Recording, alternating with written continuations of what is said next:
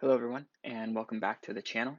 The goal of this channel is to make videos about things I'm interested in, things I'm learning, and to comprise somewhat of a journal of content that I'm sharing with everyone who's interested in these topics. So far those topics have included knot tying, archery, and jiu-jitsu videos. So if you're interested in any of those topics or you like the idea behind the channel, please like and subscribe. Let's get to it. This is a breakdown of Kron and Marcelo's match in ADCC.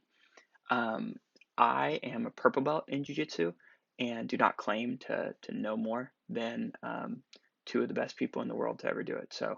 Um, I'm just trying to give my analysis of this and learn from what they're doing and um, kind of give my input into what I believe they're trying to accomplish with their movements, what I think they do really well, what I think they could do better. If you disagree with anything I say or see something else, please feel free to leave some feedback in the comment section. I really appreciate it. So let's get started. So you can see Kron starts off pretty aggressive, setting the tone for this match.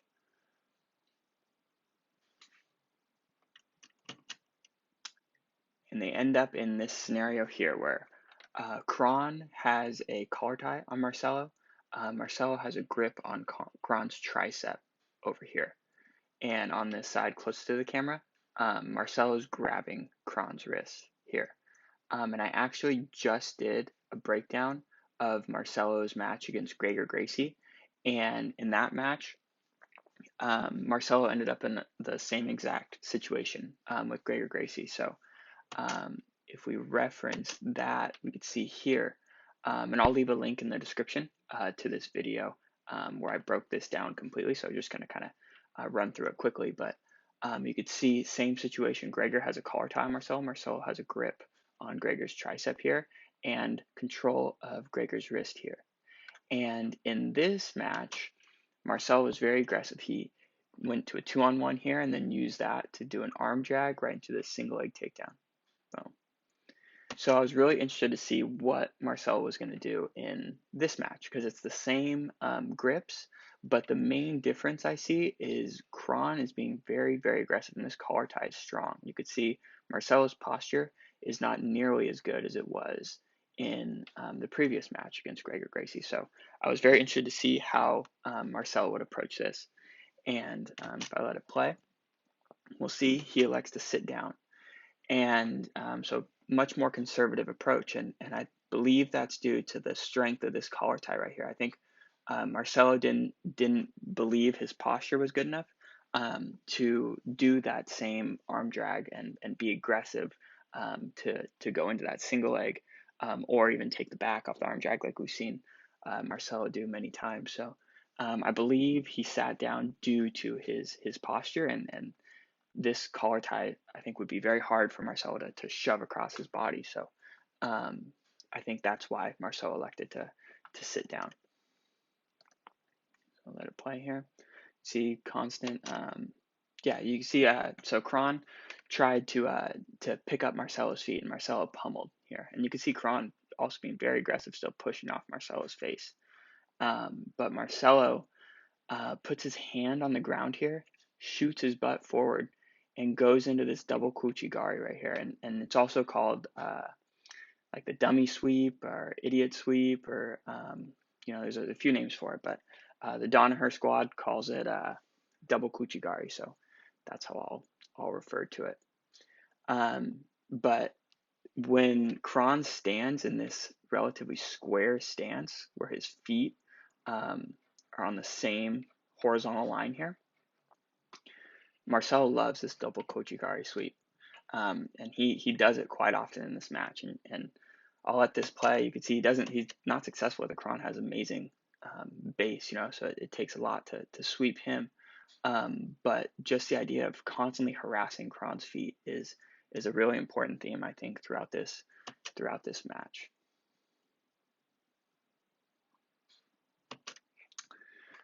So we'll see here. Kron is in a much more staggered stance, right? He was getting his feet harassed a lot. I think that caused him to make an adjustment of going into a more staggered stance here. And Marcelo still has his hand on the ground here and his staggered stance to match Kron's. See Kron just super aggressive with this hand in Marcelo's face. And Marcelo is very well known for butterfly guard, and he's trying to work that here. He's trying to get underneath Kron and elevate him. And we'll see how that plays out here. So you can see Kron is just pushing Marcelo's face away hard, but he's not committing his weight too far forward. He's still sitting back on his heels.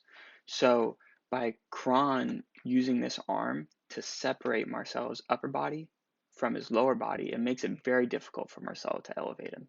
So for Marcelo, we're trying to lift Kron up right now. It would basically be like all lower abs and leg strength, which is very, very difficult to do, as opposed to the momentum and like rocking chair effect of Marcelo using his whole body.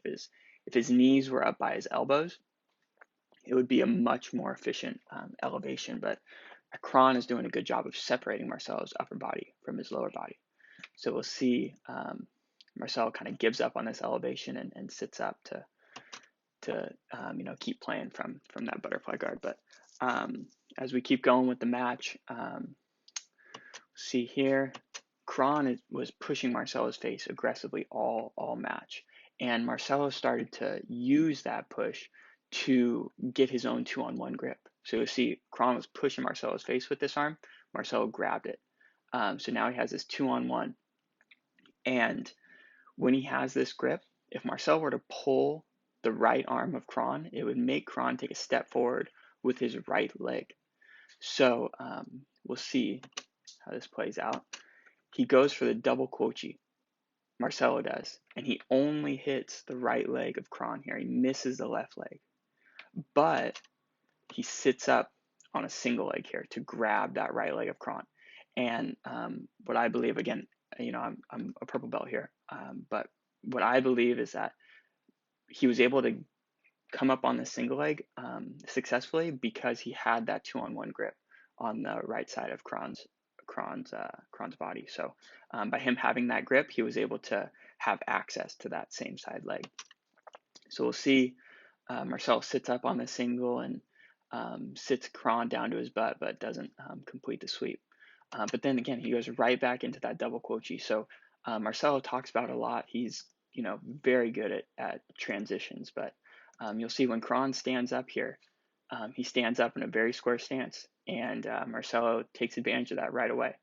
And he's always seemed to be good at that throughout his career, of exploiting transitional positions, and that's something that he does very well, and shows it here. Boom! Again, sits him down to his butt, but doesn't complete the sweep. And I think, again, my humble opinion here, I think if Marcelo were able to take some sort of a grip on Kron's lower body, like a false grip around the calf or around the knee or whatever, to keep him connected to Kron as he fell, I believe that would help facilitate a successful sweep, as opposed to just a knockdown to the butt. And then, as we'll see, Kron just gets right up and they just keep fighting from there. But I think if Marcelo were able to make some sort of connection to Kron's body as he knocked him down, I think it would end up in a more successful sweep. So we'll see more of the same. This posted hand from Marcelo, staggered stance here, and again another staggered stance, slightly staggered from Kron here, and Marcelo pushes on the shoulder, and we'll see constant harassment of the feet, constant, and again that forces Kron into this more staggered stance than I think he would like. And once he starts to get into that staggered stance, it really makes entering into Marcelo's ashi garami game easier, right? That leg is much more available, and you can see he just kind of slides right in and grabs a hold of the leg, has inside position with his foot, and Kron doesn't really fight the entry too much. So when he's in that staggered stance, that entry to ashi garami is there. So we'll see. Marcelo tries to enter into ashi garami, but Kron just jumps out of it. But it's definitely there, and it's there because Marcelo is constantly harassing Kron's feet, forcing him into that staggered stance, which facilitates that ashi garami entry. So again, Kron was pushing on Marcelo's head hard, and he uses that to grab his wrist. And this is kind of the same scenario that we were dealing with that single leg takedown. Marcelo has a grip on Kron's leg or Kron's arm here, which would facilitate a single leg on the right leg of Kron. But you can see this time Marcelo tries to sit up to a double leg instead of that single leg. And personally, I think by Marcelo sitting up with his head directly underneath Kron, it makes that sprawl pretty easy for Kron to achieve, as opposed to the single leg. Marcelo was on the outside of Kron's leg with his head, so it makes the sprawl much more difficult for Kron. But Marcelo is trying to sit up underneath Kron, and it just makes Kron's weight pretty easy to just kind of like fall down on Marcelo here. So he sprawls on Marcelo pretty hard, stuffing it, but he's able to recover. And then we end up, same situation, staggered stance, posted hand by Marcelo. And you can see Marcelo just places his foot here. It's like he's trying to like testing the waters. Like, are you gonna fight me on this? You're just gonna let me put my foot here? And he's reaching for this hand here. And what I think Marcelo is trying to do is he's trying to get a 2-on-1 grip with this arm. So if you remember, we were talking about if you were able to get a 2-on-1 on Kron's right arm, he would have much easier access getting to this right leg. But what I think Marcelo is trying to do here is he's trying to get a 2-on-1 with the left arm, which if he pulled the left arm, that would force Kron to take a step with this left leg forward. And that would put him in a square stance, facilitating that double kouchi sweep. So I think Marcelo is trying to set up that double kouchi by trying to get a 2-on-1 on this arm over here. But he just kind of like places his foot there already to see if Kron's gonna do anything about it. We'll see. He's really fighting for that 2-on-1 grip on that wrist, but Kron's not having it, and then he goes back 2-on-1, and then he just kind of touches the leg here. And again, Kron just doesn't do anything, and then Marcelo kind of resets. And then the first time he shot into that ashi garami, Kron jumped out of it. So I think this was a much more aggressive entry, kind of knowing how Kron was going to respond to that. So his foot kind of got caught there, but we can see here that this isn't a typical ashi garami, because this knee right here is on the far hip right here of Kron. Typically, it's taught to put this knee on this hip over here of Kron. So like Marcelo's knee and Marcelo's ankle will pretty much form a closed circle around Kron's hip on the same side of the body. But Marcelo keeps his knee over here, and honestly, I'm not really sure why. I don't know if that like facilitates an easier entry into X guard or what. So if you guys have an idea, please let me know in the comment section. But personally, I think that having the knee over on that side makes it easier for Kron, because Kron's focus right now is a strong collar tie on Marcelo, keeping that connection, right? But you could see Marcelo just took his foot off of Kron's hip here and put it behind his leg. So if Kron were able to just put his knee on the ground here, he would literally be in half guard. So by Marcelo keeping his knee on the far hip over there, as opposed to this near hip here, it makes that easy, right? Like Kron can just kind of sit down into half guard if you're able to get this knee on the ground. Now that's probably harder said than done, and I'm kind of looking forward to trying this out after we get back after quarantine. But yeah, to me it seems like if Kron were just to put this knee on the ground and was able to slide this foot kind of back underneath, he would be in half guard. So I think if he diverted his attention from the head and worked on, getting this knee to the ground. In this situation, I think it would be that would be the play here. But if I let this play out here, you could see this is why I was thinking that having the knee on that far hip facilitates that X guard entry, because that's exactly what Marcelo does. And yeah, he swims this arm underneath here, this leg, and now things are looking pretty dicey for Kron here. So again, he has that knee on the far hip. He's going to do a little bit of a kouchi here to slide that foot right across, right, to go into X guard. And then he doesn't end up sweeping here. They end up back in the same position. But again, Kron stands up in a very square stance here, and Marcelo goes right into that double kouchi sweep.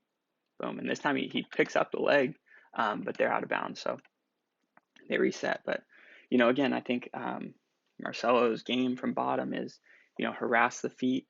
And then when they take a step back to stagger their stance, that facilitates the entry into ashi garami, and then from there he likes X guard. So I think that's kind of the foundation of his game plan against Kron there in this match. So if you guys like it, please like the video, subscribe, and thank you if you made it this far. I really appreciate your support. So all right, bye. See you next time.